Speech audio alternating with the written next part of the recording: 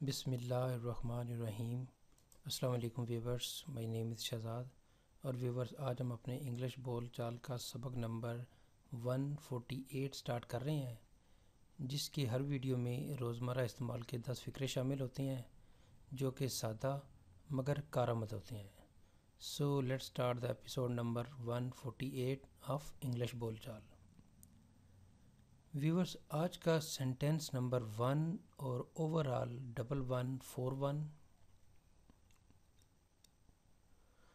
میرے پہنچنے سے پہلے انہوں نے کتابیں خرید لی تھی۔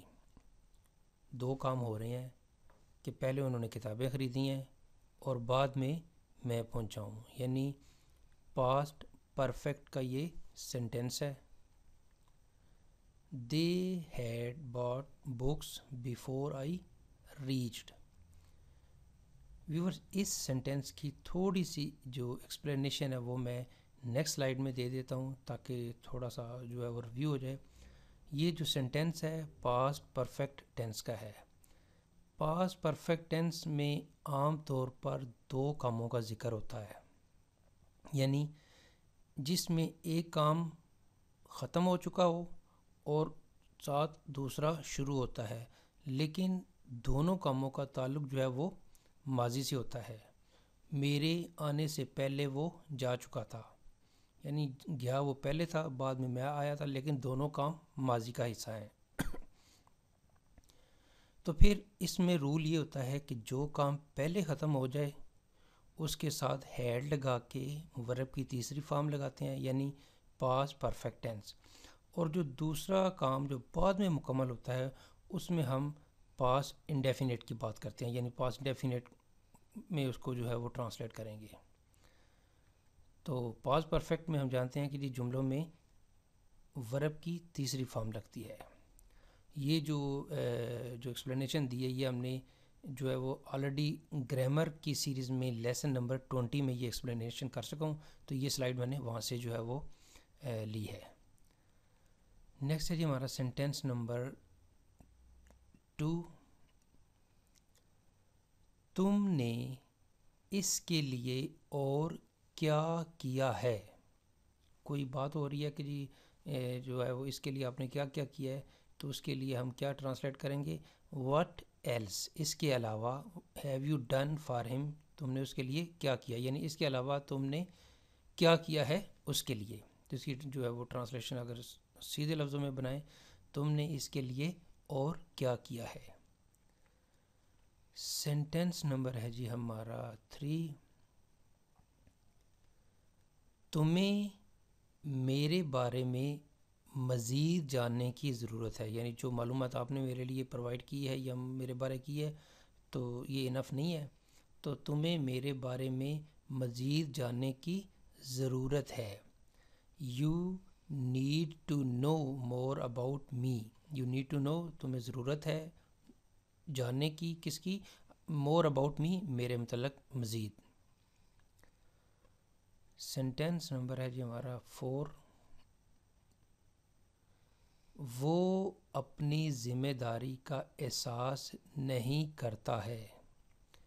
ہی ڈز ناٹ یا he doesn't realise his responsibility. He doesn't realise his responsibility, وہ اپنی ذمہ داری کا احساس نہیں کرتا ہے۔ سینٹینس نمبر ہے جی ہمارا 5۔ میری سمجھ میں ایک چیز نہیں آتی یا ایک بات نہیں آتی۔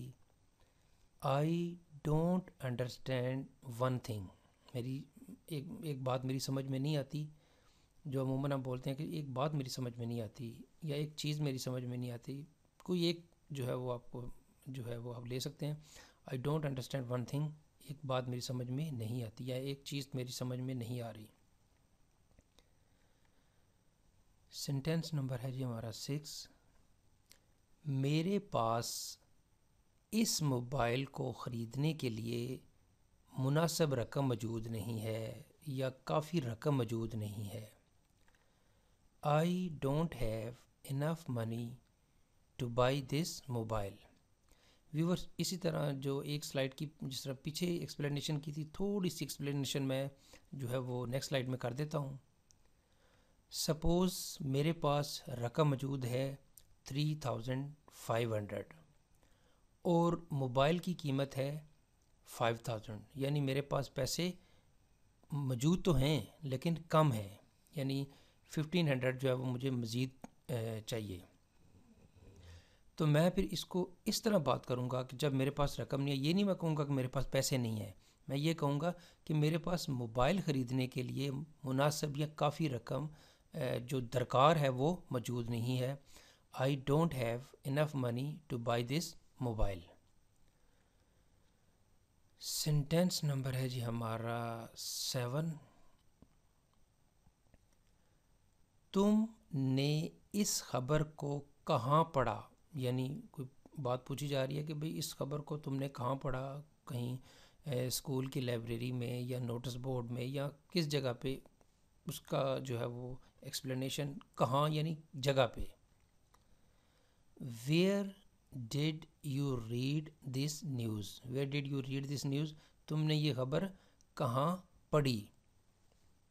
Where did you read this news? تم نے یہ خبر کہاں پڑھی؟ سینٹینس نمبر ہے جی ہمارا 8. آپ لاہور میں کہاں رہیں گے؟ آپ لاہور میں کہاں قیام کریں گے؟ آپ لاہور میں کس جگہ پہ رہیں گے؟ Where will you stay in Lahore? Where will you stay in Lahore? آپ لاہور میں کہاں رہیں گے؟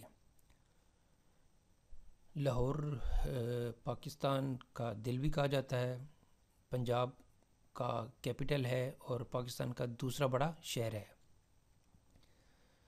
سینٹینس نمبر ہے جی ہمارا 9.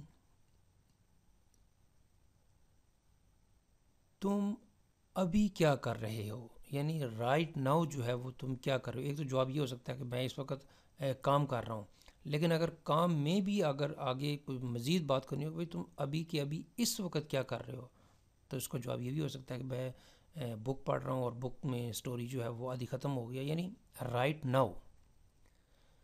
What are you doing right now? What are you doing right now? تم اس وقت یعنی رائٹ ناؤ کیا کر رہے ہو؟ سینٹینس نمبر ہے جی ہمارا 10.